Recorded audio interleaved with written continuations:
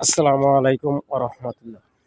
সবাইকে সাদর আমন্ত্রণ জানিয়ে চলে আসলাম আজকে বন্ধের মাঝখানে সুন্দর একটি পুকুর কাটতাছে অনেক গভীরত্ব করে।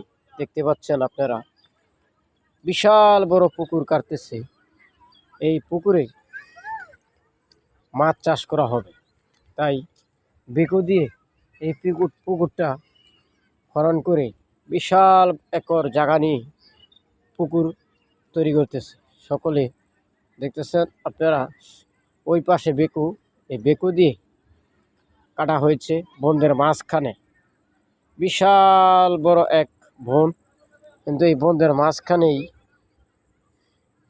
এই পুকুরটা তৈরি করতেছে। আপনারা দেখতেছেন মধ্যস্থলে পাশে রাস্তা আছে। সকলে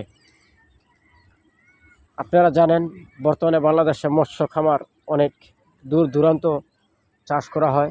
আজকে এই ২,৫০০ এক হাওরের মধ্যস্থলে এই পুকুরটা কাটতেছে অনেক একর জায়গা নিয়ে। তাই আমি আপনাদের সামনে উপস্থাপনা করলাম। সবাই ভালো থাকবেন, সুস্থ থাকবেন। আল্লাহ হাফেজ।